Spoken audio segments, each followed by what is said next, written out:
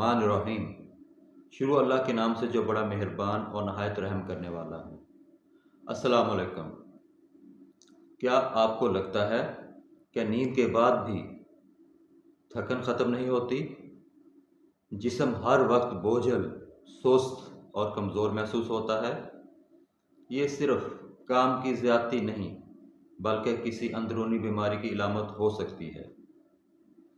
آج کی ویڈیو میں ہم بات کریں گے مسلسل تھکاوٹ کی 7 بڑی وجوہات، ان کی علامات اور ان کے حل پر۔ ویڈیو کو آخر تک ضرور دیکھیں کیونکہ آخر میں ہم بتائیں گے کہ کب فوری طور پر ڈاکٹر سے رجوع کرنا چاہیے۔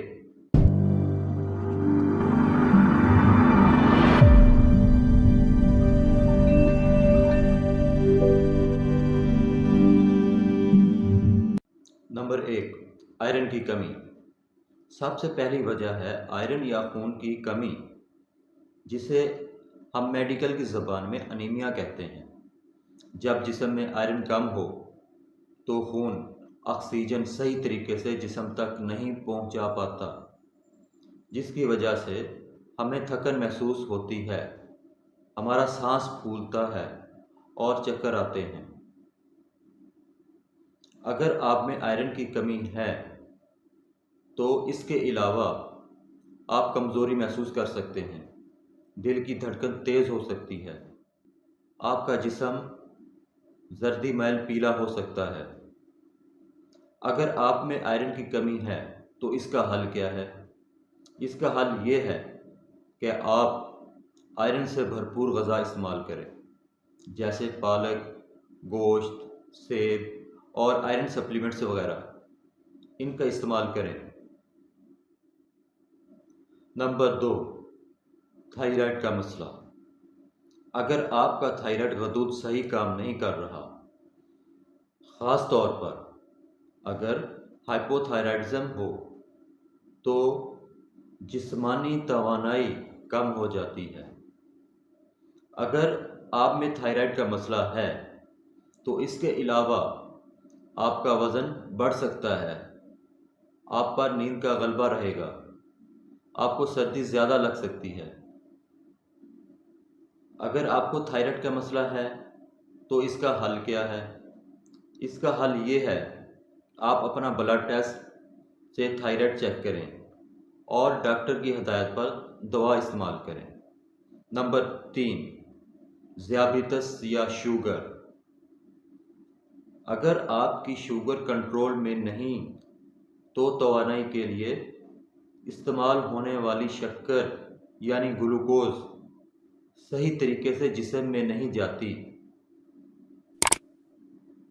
اگر آپ کو شوگر کا مسئلہ ہے تو اس کے علاوہ آپ کو پیشاب بار بار آ سکتا ہے، آپ کو پیاس زیادہ لگ سکتی ہے، آپ تھکن زیادہ محسوس کر سکتے ہیں۔ اگر آپ کو شوگر کا مسئلہ ہے تو اس کا حل یہ ہے کہ آپ اپنی شوگر چیک کروائیں، پرہیزی غذا استعمال کریں اور انسولین یا دوا کا استعمال ضرور کریں۔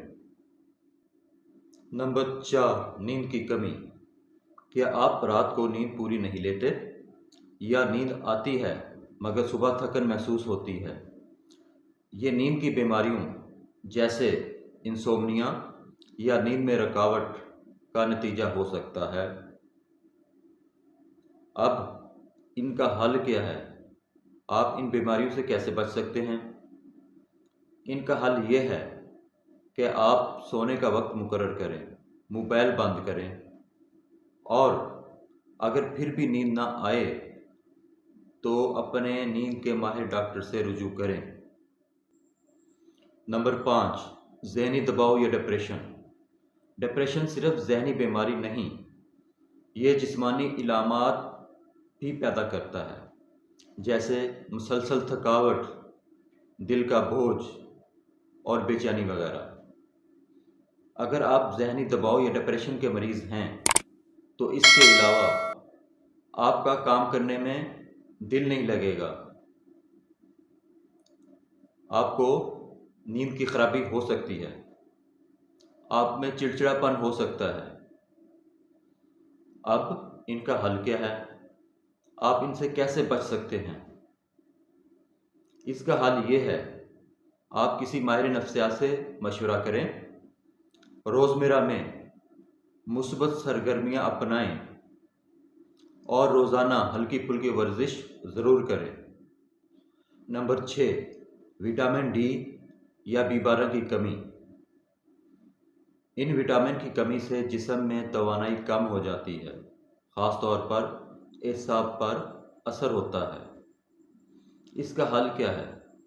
इसका हल ये है कि आप रोज़ाना धूप में बैठें, मछली, अंडे और दूध इस्तेमाल करें और डॉक्टर की तजवीज़ करदा सप्लीमेंट्स इस्तेमाल करें।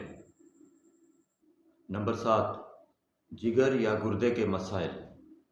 अगर जिगर या गुर्दे दुरुस्त काम ना करें तो जिस्म के जहरीले मादे सही तरह से खारिज नहीं होते, जिसकी वजह से थकन पैदा होती है। अगर आप जिगर या गुर्दे के मसाइल में मुब्तला हैं तो इसके अलावा आपका जिस्म पीला हो सकता है, पेशाब की खराबी हो सकती है, भूख की कमी हो सकती है। इसका हल क्या है? इसका हल ये है कि आप अपना ब्लड टेस्ट करवाएं और पेशाब का टेस्ट करवाएं, डॉक्टर से रुजू करें, अपनी ग़िज़ा का ख़ास ख्याल रखें। आखिर में मैं आपको बताऊंगा कि इन बीमारियों से कैसे बचा जा सकता है। रोज़ाना कम अज़ कम 7 घंटे नींद ज़रूर पूरी करें। मुतवाज़न ग़िज़ा खाएं जिसमें आयरन, विटामिन्स और प्रोटीन शामिल हैं। रोज़ाना 20 से 30 मिनट की वर्जिश ज़रूर करें। ज़हनी सुकून के लिए कुरान मजीद की तिलावत और ज़िक्र करें। हर 6 माह बाद ब्लड टेस्ट करवाना ना भूलें। अगर ये वीडियो आपके लिए फ़ायदेमंद साबित हुई हो तो लाइक, शेयर और सब्सक्राइब ज़रूर करें। किसी भी सवाल के लिए नीचे कमेंट्स में ज़रूर लिखें, हम जवाब देंगे। सेहतमंद रहें, खुश रहें और दूसरों की मदद करें। अल्लाह हाफ़िज़।